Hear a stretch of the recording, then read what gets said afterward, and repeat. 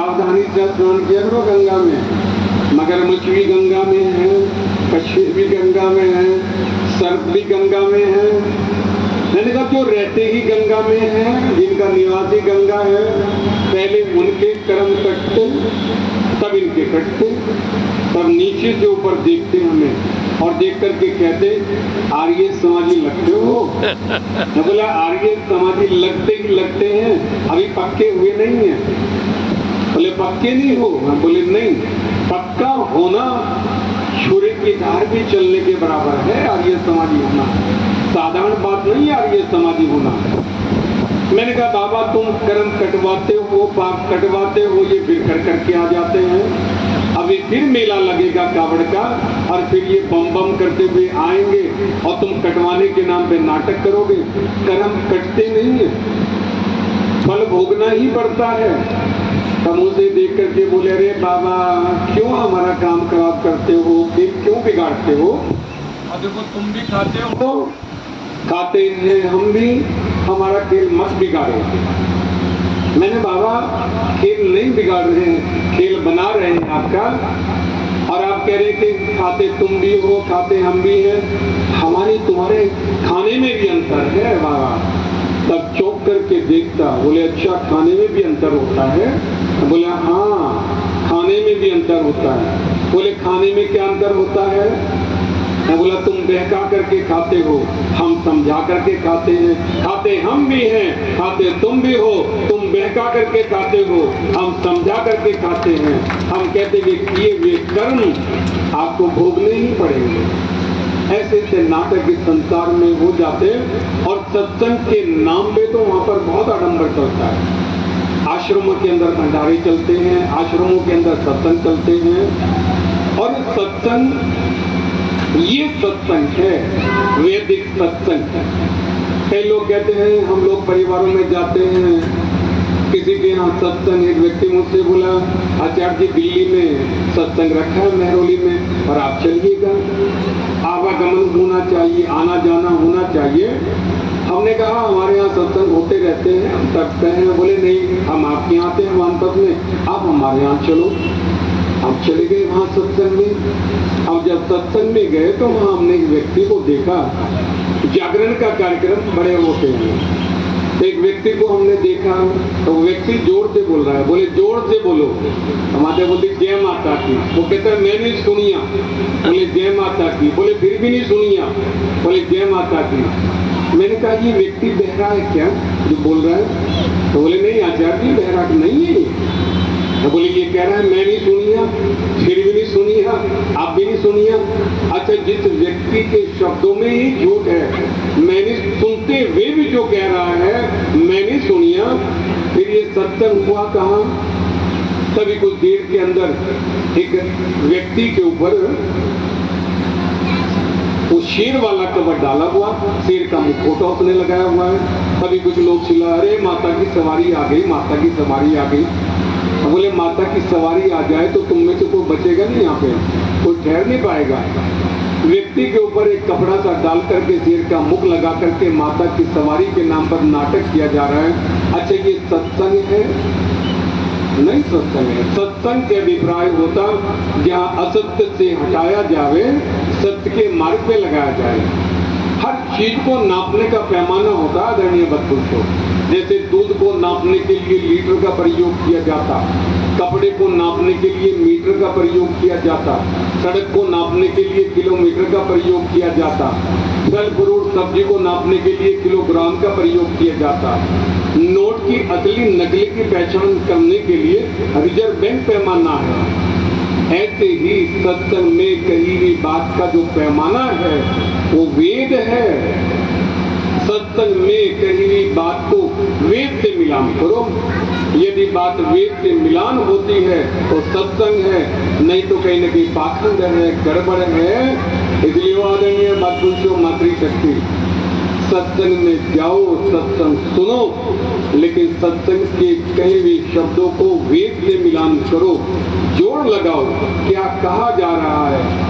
और ये बात नहीं है कि सत्संग में कितने लोग आते हैं, बात विशेष ये है कि सत्संग कितने लोगों में आता है। मैंने बहुत लोगों को देखा, सत्संग सुनते सुनते, भागवत सुनते सुनते, जागरण सुनते सुनते बूढ़े हो गए हैं, लेकिन सत्संग जीवन में आया नहीं है। जीवन में सत्संग आ जाए, व्यक्ति का जीवन बदल जाता।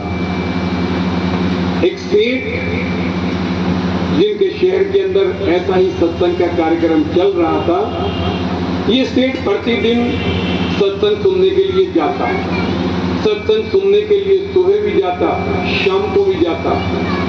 इस सेठ की कोठी के अंदर पिंजरे में एक तोता रहता था। ये तोता प्रतिदिन सेठ जी को सत्संग में आते जाते देखता। तोते ने सेठ जी से पूछा, सेठ जी कहाँ जाते आते हो?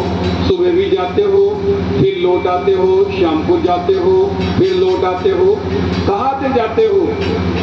सेठ जी बोले, रे तुम्हें नहीं मालूम, हमारे शहर के अंदर सत्संग चल रहा है, बड़े तपस्वी महात्मा आए हुए हैं और बड़े पहुंचे भी हैं। तोते ने कहा, पहुंचे भी हैं कि नहीं है? आज संसार में जो पहुंचा हुआ नहीं भी है, वो भी पहुंचने की बात करता है। किसी से पूछे, बोले आगरा से दिल्ली जाना हो तो पहले बुलंदशहर जाओ, फिर हरिद्वार जाओ, फिर देहरादून घूम करके फिर फरीदाबाद होते हुए तब दिल्ली जाओ। अच्छा, पहुंचा हुआ नहीं है, लेकिन बता रहा है पहुंचने की बात। तोते ने पूछा, पहुंचे हुए तो बताओ। सेठ जी बोले, पहुंचे हुए हैं, बड़े तपस्वी हैं। ये तोता बोला, फिर सेठ जी काम करना है। बोले क्या? बोले जब सत्संग में जाओ तो मेरे प्रश्न का भी उत्तर लेकर के आना। सेठ जी बोले, तेरा भी कोई प्रश्न है क्या? तोते ने कहा, हाँ, हो क्यों नहीं सकता। सेठ जी ने कहा, अच्छा बता, तेरा बता, क्वेश्चन क्या है, सवाल क्या है? इस तोते ने कहा, सेठ जी जब सत्संग सुनने जाओ तब उन महात्मा से पूछना कि तोते ने सवाल किया है जो पिंजरे में रहता है कि मुझे पिंजरे से मुक्ति कब मिलेगी। सेठ जी ने कहा, ठीक है, तेरे क्वेश्चन का आंसर लेकर के आएंगे। सेठ जी सत्संग में गए, सत्संग सुना, और जब चलने का समय आया तब इन्हें स्मृति में आया, अरे तोते ने भी एक सवाल किया था। तब इन्होंने महात्मा से पूछा, महाराज बंगले में पिंजरे में एक तोता मेरे यहाँ रहता है, एक सवाल किया उसने। महात्मा ने कहा, बताओ क्या सवाल किया है? बोले, तोते ने पूछवाया है कि मुझे पिंजरे से मुक्ति कब मिलेगी। इतना सुनते के साथ ही महात्मा जी मंच पर ही बेहोश हो गए। ये सेठ जी घबराए और घबरा करके देखा, रे ये कैसा सवाल तोते ने पूछवाया जिसे सुनकर के महात्मा जी ही बेहोश हो गए। इस सेठ जी उठे, जल का पात्र लेकर के आए, महात्मा जी की आंखों पर छींटे मारे। छींटे आदि मार करके कुछ देर में महात्मा जी होश में आए और बैठे, और बैठ करके बोले, बस अब सत्संग समाप्त है, सब अपने घर जाएं। सेठ जी भी लौट चले घर की ओर। अब सेठ जी सोचते में आ गए हैं, अरे ये तोते ने सवाल कैसा पूछवा लिया। जैसे सवाल पूछा, साधु ही बेहोश हो गया। जैसे घर पर पहुंचे, बंगले में पहुंचे, तोता तो इन्हीं के इंतजार में था। देखते सेठ जी बोला, बोले आ गए? सेठ जी बोले, अभी तो आए हैं, गए नहीं है, अभी तो आए हैं। और बोले, मेरे क्वेश्चन का आंसर? सेठ जी बोले, तेरा तो आंसर ही नहीं, क्वेश्चन ही बड़ा खतरनाक था। तोते ने पूछा, क्यों? बोले, अरे तेरे क्वेश्चन को सुनकर के तो महात्मा जी बेहोश हो गए। तोता मुस्कुराया, बोले, अच्छा महात्मा जी बेहोश हो गए? बोले, हाँ। कुछ दिन के बाद में एक दिन ये तोता भी पिंजरे के अंदर बेहोश हो गया। जब पिंजरे में बेहोश हो गया तो सेठ जी ने तोते को देखा और देख करके बोला पिंजरे में, अरे लगता है तो तोता मर गया।